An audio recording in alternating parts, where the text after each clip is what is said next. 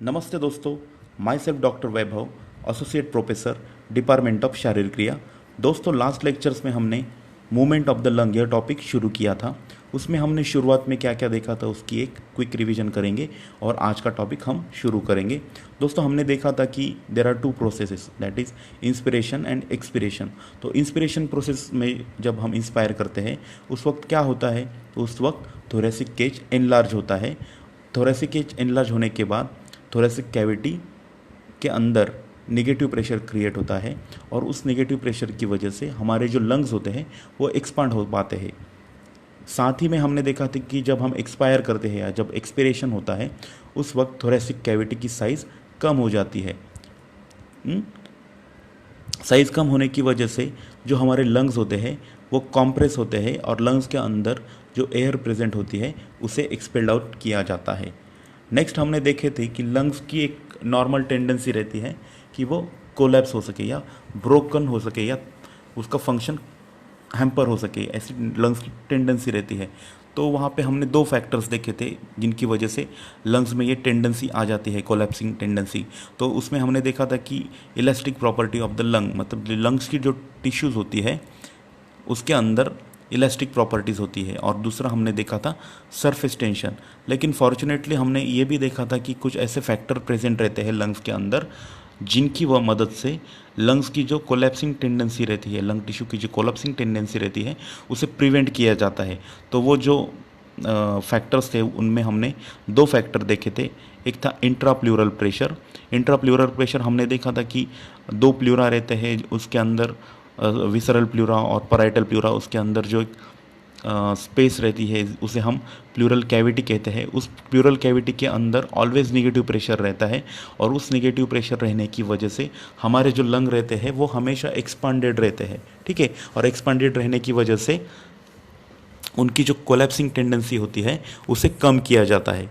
और दूसरा जो फैक्टर हमने देखा था वो था सरफेक्टेंट। तो सरफेक्टेंट क्या था? The surfactant is a substance secreted by alveolar epithelial, मतलब एल्वियोलर एपिथेलियम जिसे सिक्रेट करती है उसे हम सरफेक्टेंट कहते हैं। उसके बाद हमने सरफेक्टेंट में और एक कंसेप्ट देखी थी जिसे हम पल्मोनरी सरफेक्टेंट कहते हैं। तो ये जो पल्मोनरी सरफेक्टेंट जो होते हैं वो कहाँ रहते हैं? तो लंग्स के अंदर एल्वियोलाई में, एपिथेलियल लाइनिंग जहाँ पे होती है वहाँ पे उनका स्थान हमने देखा था। और ये जो पल्मोनरी सरफेक्टेंट होता है वो क्या काम करता है? तो it decreases the surface tension of the alveolar membrane, मतलब एल्वियोलर मेम्ब्रेन में जो सरफेस टेंशन आने वाला है उसे डिक्रीज करने का काम ये सरफेक्टेंट करता है, पल्मोनरी सरफेक्टेंट करता है। उसके बाद हमने पल्मोनरी सरफेक्टेंट सीक्रेट कौन कौन करता है उसे भी देखा। तो दो तरह की सेल प्रेजेंट रहती है हमारे लंग्स के अंदर, वो हमने देखा था। एक रहते हैं टाइप 2 एल्वियोलर एपिथेलियल सेल्स और दूसरी रहते हैं क्लेरा सेल्स, ठीक है। ये जो टाइप 2 एल्वियोलर एपिथेलियल सेल्स को ही न्यूमोसाइट्स भी कहा जाता है। और उसका स्पेसिफिकेशन भी देखा था कि इनके अंदर इनके सरफेस पे माइक्रोविलाई प्रेजेंट रहती है। और जो क्लेरा सेल्स होती है वो कहाँ रहती है? तो वो ब्रोंकियोल्स में प्रेजेंट रहती है, ये हमने देखा था। उसके बाद हमने केमिस्ट्री ऑफ सरफेक्टेंट में क्या देखा था? तो जो सरफेक्टेंट होता है वो किससे बना हुआ होता है? तो हमने देखा कि ये एक लिपोप्रोटीन कॉम्प्लेक्स रहता है, जनरली उसमें लिपिड्स प्रेजेंट रहते हैं। और उसमें भी स्पेशलिटी देखें तो हम फॉस्फोलिपिड, प्रोटीन्स और आयंस वहाँ पे प्रेजेंट रहते हैं। तो फॉस्फोलिपिड्स में हमने देखा था 75% कॉन्स्टिट्यूएंट करते हैं सरफेक्टेंट को। उसमें हमने जो फॉस्फोलिपिड था वो था DPPC। उसके बाद अदर लिपिड्स में हमने देखा PG लिपिड्स रहते हैं। प्रोटीन्स में हमने देखा 4 तरह के प्रोटीन्स होते हैं, SPA, SPB और SPC, SPD। और अगर प्रोटीन नहीं रहा तो सरफेक्टेंट जो होता है वो इनएक्टिव हो जाता है, ये भी हमने देखा। और साथ में लास्ट जो कंपोनेंट था वो था आयंस। तो आयंस में कैल्शियम आयंस प्रेजेंट रहते हैं, यहाँ तक हमने देखा था। तो दोस्तों, आज के इस लेक्चर में हम फॉर्मेशन ऑफ सरफेक्टेंट, ये जो पूरा हमने देखा, मतलब सरफेक्टेंट किससे बना है, कौन सीक्रेट करता है, लेकिन ये फॉर्म कैसे होता है उसके बारे में आज हम डिटेल में देखेंगे और साथ में उसके फंक्शंस भी देखेंगे। तो दोस्तों, अब हम फॉर्मेशन ऑफ सरफेक्टेंट देखेंगे। दोस्तों, हमने देखा कि सरफेक्टेंट को सीक्रेट कौन करता है? जो टाइप 2 एल्वियोलर एपिथेलियल सेल और क्लेरा सेल, इसे सरफेक्टेंट को वो सीक्रेट करती है। लेकिन ये जो दो सेल्स है वो कैसे किस तरह से करती है उसे अब हम डिटेल में पढ़ेंगे। Type 2 alveolar epithelial cells and Clara cell have a special type of membrane bound organelle called lamellar bodies which form the intracellular source of surfactant. तो ये दो जो सेल्स देखे हमने, टाइप 2 एल्वियोलर एपिथेलियल और क्लैरा सेल, उनके अंदर एक स्पेशल टाइप का मेम्ब्रेन बाउंड यानी उस एक ऐसा स्पेशल टाइप का सेल ऑर्गेनल होता है जिसके ऊपर मेम्ब्रेन भी होता है, उसे कहते हैं लैमिनर बॉडी। मतलब लैमिनर बॉडी नाम का एक सेल ऑर्गेनल प्रेजेंट रहता है ये टाइप 2 एल्वियोलर एपिथेलियल सेल में और क्लैरा सेल में, and which forms the intracellular source of surfactant. और ये सेल के अंदर सर्फेक्टेंट का सोर्स होता है। मतलब सेल को अगर सर्फेक्टेंट चाहिए सीक्रेट करना हो तो ये लैमिनर बॉडीज से लेके वो सीक्रेट करेंगे। वो laminar body content surfactant phospholipid surface surfactant protein. तो जो लैमिनर बॉडीज होती है उसके अंदर क्या क्या रहता है, वो क्या कंटेंट करती है, surfactant phospholipid and surfactant protein. हमने देखा कि सर्फेक्टेंट जो होते हैं, पल्मोनरी सर्फेक्टेंट के बारे में बात करेंगे, तो पल्मोनरी सर्फेक्टेंट जो होते हैं that content phospholipid and protein हमने देखा। तो लैमिनर बॉडी के अंदर भी phospholipid, surfactant phospholipids and surfactant protein present होते हैं। This material are synthesised in endoplasmic reticulum and store in laminar bodies. दोस्तों हमें पता है, हमने एंडोप्लाज्मिक रेटिकुलम में देखा था कि एंडोप्लाज्मिक रेटिकुलम का बेसिक फंक्शन होता है प्रोटीन सिंथेसिस। तो यहाँ पे ये दो मटेरियल भी बनाने का काम एंडोप्लाज्मिक रेटिकुलम की तरफ से किया जाता है। ये कौन से मटेरियल होते हैं, एक तो surfactant phospholipids and surfactant protein, इन्हें एंडोप्लाज्मिक रेटिकुलम की तरफ से बनाया जाता है और उसे स्टोर कहाँ किया जाता है, it is store in laminar bodies. मतलब उन्हें बनाया जाता है एंडोप्लाज्मिक रेटिकुलम में और उसे स्टोर किया जाता है लैमिनर बॉडीज में। ठीक है, तो यहाँ तक हमने देखा कि फॉर्मेशन किस तरह से होता है। Bye means of exocytosis lipids and proteins of the lamellar bodies are released into surface fluid lining the alveoli। तो दोस्तों यहाँ पे दो तीन कंसेप्ट है, ठीक से समझो कि क्या होता है। अब ये लैमिनर बॉडीज से, लैमिनर बॉडीज में क्या रहता है, surfactant phospholipid and surfactant protein. मतलब लिपिड्स और प्रोटीन लैमिनर बॉडी में प्रेजेंट रहते हैं। अब यहाँ पे एक्सोसाइटोसिस प्रोसेस के द्वारा, एक्सोसाइटोसिस मतलब सेल के बाहर इन्हें भेज दिया जाता है, किसको, लिपिड्स और प्रोटीन्स को भेज दिया जाता है या रिलीज किया जाता है। कहाँ पे, on surface fluid lining the alveoli. मतलब एल्वियोलाई के ऊपर जो फ्लूइड अभी है वहाँ पे इनको लिपिड्स और प्रोटीन्स को भेज दिया जाता है। Here in the presence of surfactant protein and calcium the phospholipids are arrange into lattice structure called tubular myelin. तो यहाँ पे प्रोटीन और कैल्शियम की मदद से फॉस्फोलिपिड एक ऐसे स्ट्रक्चर में अरेंज हो जाते हैं, like lattice means mesh work, यानी एक जाल तैयार करते हैं ट्यूबुलर, उसे हम कहेंगे tubular myelin. Tubular myelin in turn converted into surfactant in the form of film that spread over the entire surface of the alveoli. और ये ट्यूबुलर मायलिन जो होता है वो ही कन्वर्ट हो जाता है सर्फेक्टेंट में। ठीक है, ये ट्यूबुलर मायलिन जो होता है वो कन्वर्ट हो जाता है सर्फेक्टेंट में in the form of film that spread over the entire surface of the alveoli. मतलब अब ये ट्यूबुलर मायलिन कन्वर्ट हो जाता है सर्फेक्टेंट में और वो एक फिल्म, एक परत बनाता है, कहाँ पे, एक ऐसा लेयर बनाता है एल्वियोलाई के ऊपर। It spread over the entire surface of the alveoli. मतलब वो अब सर्फेक्टेंट पूरे एल्वियोलाई के ऊपर स्प्रेड हो जाता है। Most of the surfactant is absorbed into the type 2 alveolar cell. अब ये जो सर्फेक्टेंट बन गया है उसका मोस्ट ऑफ द सर्फेक्टेंट उसे एब्सॉर्ब कर लिया जाता है by type 2 alveolar cell. It is catabolised and the products are loaded into laminar bodies for recycling. तो ये एब्सॉर्ब किया हुआ जो सर्फेक्टेंट है उसे फिर कैटाबोलाइज किया जाता है, मतलब उसको ब्रेक किया जाता है, कॉम्प्लेक्स टू सिंपल फॉर्म में लाया जाता है और उसको स्टोर किया जाता है फिर से लैमिनर बॉडीज़ में। ठीक है, तो इस तरह से ये साइक्लिक मूवमेंट होती है, ये रिसाइकल होता है। मतलब फिर से लैमिनर बॉडीज से एक्सोसाइटोसिस प्रोसेस के द्वारा प्रोटीन और लिपिड्स जाएंगे कहाँ पे, surface fluid lining of alveoli पे। वहाँ पे प्रोटीन और कैल्शियम की मदद से फॉस्फोलिपिड फिर से एक लैटिस में इस वक्त निर्माण करेगा, उसे हम ट्यूबुलर मायलिन कहेंगे। और ये ट्यूबुलर मायलिन कन्वर्ट हो जाता है सर्फेक्टेंट में और सर्फेक्टेंट में कन्वर्ट होने के बाद एक फिल्म बनाता है, एक थिन मेम्ब्रेन बनाता है, और वो थिन मेम्ब्रेन पूरा स्प्रेड होता है कहाँ पे, entire surface of the alveoli में स्प्रेड होता है। तो इस तरह से हमने यहाँ पे फॉर्मेशन ऑफ सर्फेक्टेंट उसे देखा। तो ऐसे फैक्टर्स नेसेसरी होते हैं for the formation of surfactant and spreading of the surfactant, मतलब सर्फेक्टेंट बनने के लिए और उसे स्प्रेड करने में कौन से फैक्टर्स की ज़रूरत होती है उसे हम देखेंगे। Formation of tubular myelin requires DPPC, PG and hydrophobic proteins SPB and SPC। ये ट्यूबुलर माइलिन जो होता है वही आगे चल के सर्फेक्टेंट में कन्वर्ट होने वाला है, ये हमें पता होना चाहिए। ठीक है, तो उसके फॉर्मेशन में क्या कौन कौन लगता है, तो DPPC, PG ये लिपिड्स है, और hydrophobic proteins SPB and SPC। Formation of surfactant film requires, surfactant की जो थिन लेयर फिल्म बनने वाली है उसके लिए क्या क्या लगता है, SPB, SPC एंड PG। यहाँ तक हमने देखा कौन से फैक्टर्स नेसेसरी होते हैं for the formation of surfactant. अब हम देखेंगे कौन से फैक्टर्स नेसेसरी होते हैं for spreading of the surfactant. Type 2 alveolar epithelial sales occupy only about 5% of alveolar surface, मतलब ये जो टाइप 2 एल्वियोलर एपिथेलियल सेल्स होती है वो केवल 5% होती है।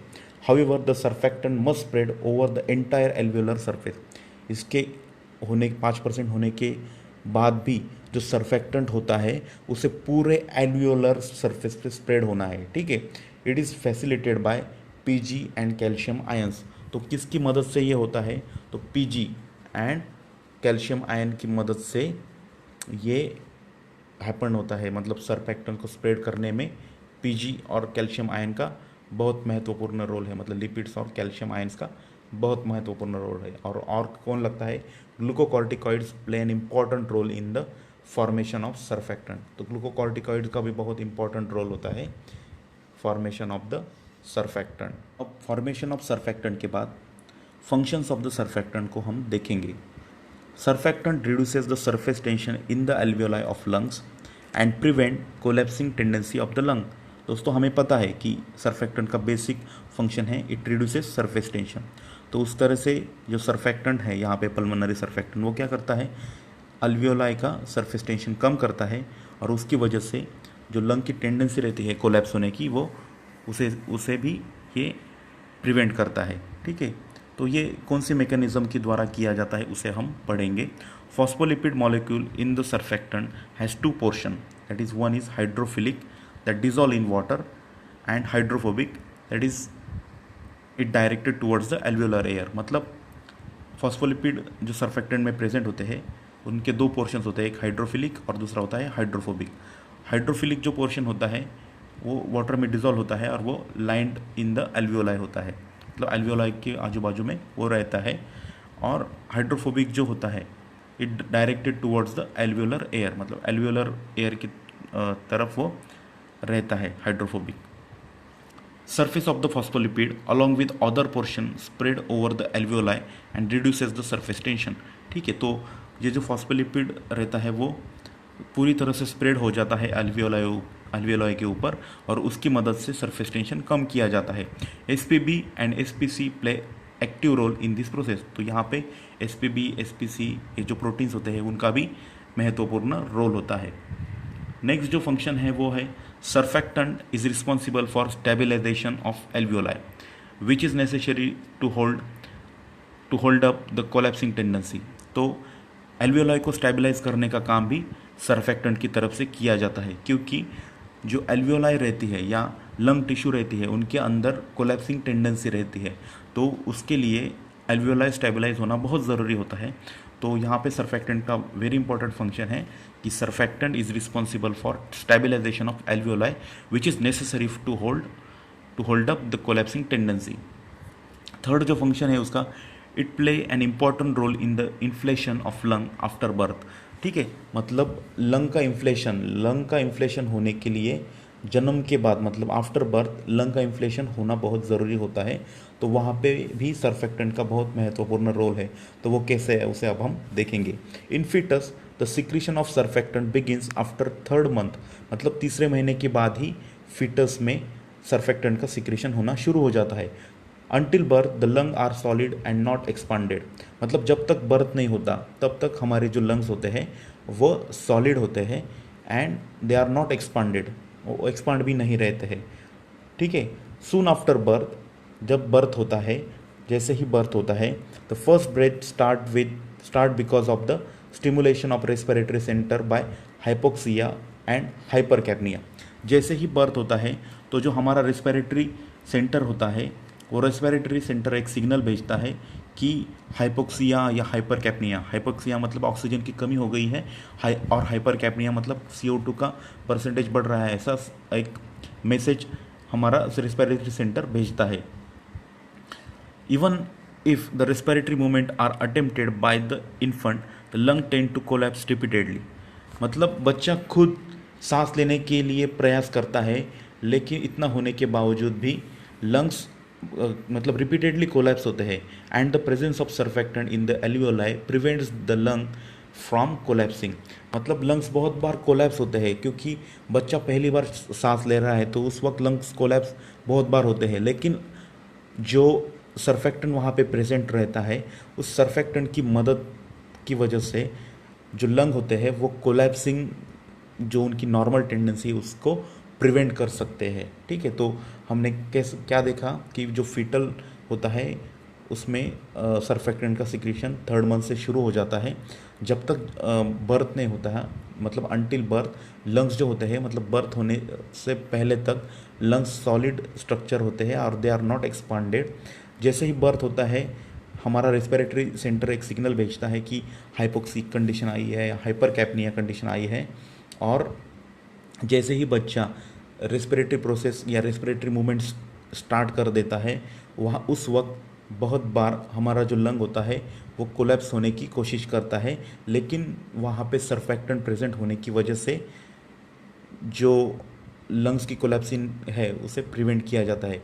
And the presence of surfactant in the alveoli prevents the lung collapsing, मतलब एल्वियोलाई के अंदर जो सर्फेक्टेंट रहता है उसकी मदद से लंग का कोलैप्स होने से बचा जा सकता है। नेक्स्ट जो फंक्शन है सर्फेक्टेंट का वो है डिफेंस मैकेनिज्म में। Another important function of the surfactant is its role in the defence within the lung against infection and inflammation, मतलब लंग में जो सर्फेक्टेंट रहता है वो डिफेंस मैकेनिज्म में भी भाग लेता है। बहुत सारे इन्फेक्शंस लाइक वायरल इन्फेक्शन और बैक्टीरियल इन्फेक्शन उन्हें प्रिवेंट करने में, और इन्फ्लेमेशन या सूजन जहाँ पे भी आ रही है वहाँ पे भी ये अपना रोल दिखाता है।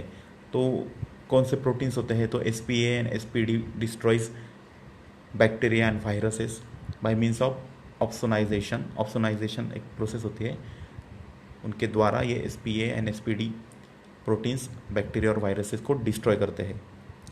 This 2 proteins are also control the formation of inflammatory mediators. ये जो 2 प्रोटीन्स है SPA एंड SPD, वो इन्फ्लेमेटरी जो मेडिएटर्स होते हैं, इंटरल्यूकिन्स और अदर्स जो हमने देखे लास्ट लेक्चर्स में देखे हैं, तो उनको भी कंट्रोल करने का काम इनकी तरफ से किया जाता है। दोस्तों यहाँ तक हमने सर्फेक्टेंट के फंक्शंस देखे, लेकिन अगर सर्फेक्टेंट की डिफिशियंसी रही शरीर में या लंग्स में तो क्या होगा उसे अब हम देखेंगे। Effect of deficiency of surfactant, पहला डिसीज़ होता है रेस्पिरेटरी डिस्ट्रेस सिंड्रोम। ठीक है, the absence of surfactant in infant causes collapse of lung. अगर इन्फेंट्स में सर्फेक्टेंट अब्सेंट रहा तो उस वजह से इन्फेंट्स के लंग्स कोलैप्स होते हैं, and the condition is called as respiratory distress syndrome और हाइलिन मेम्ब्रेन डिसीज। तो उसे हाइलिन मेम्ब्रेन डिसीज भी कहा जाता है या रेस्पिरेटरी डिस्ट्रेस सिंड्रोम कहा जाता है अगर इन्फेंट्स में सर्फेक्टेंट अब्सेंट रहा तो। Deficiency of surfactant occurs in adult also and it is called as adult respiratory distress syndrome. अगर एडल्ट में भी सर्फेक्टेंट की कमी रही या सर्फेक्टेंट की डिफिशियंसी आती है तो एडल्ट्स में भी एक डिसीज़ होती है, उसे कहते हैं adult respiratory distress syndrome. In addition, the deficiency of surfactant increases the susceptibility for bacterial and viral infection। ठीक है, तो हमने देखा कि सर्फेक्टेंट का रोल रहता है एंटीबैक्टीरियल एंटीवायरल, लेकिन अगर सर्फेक्टेंट की डिफिशियंसी होती है तो उस वजह से भी कोई भी व्यक्ति प्रोन होता है और या ससेप्टिबल होता है for what, bacterial and viral infection के लिए। तो इस तरह से दोस्तों हमने सर्फेक्टेंट के बारे में देखा डिटेल में एकदम कि फॉर्मेशन कैसे होता है, उसके फंक्शंस क्या क्या होते हैं, और अगर डिफिशिएंसी आई तो कौन सी बीमारियां होती है, उसे हमने डिटेल में देखा। मैं आशा करता हूँ कि ये बहुत डिफ़िकल्ट टॉपिक था, लेकिन आप इसे एक दो बार पढ़ो। मैं आशा करता हूँ कि आपको ये समझ में आया होगा। नेक्स्ट इसमें हम नेक्स्ट टॉपिक देखेंगे। तब तक थैंक यू।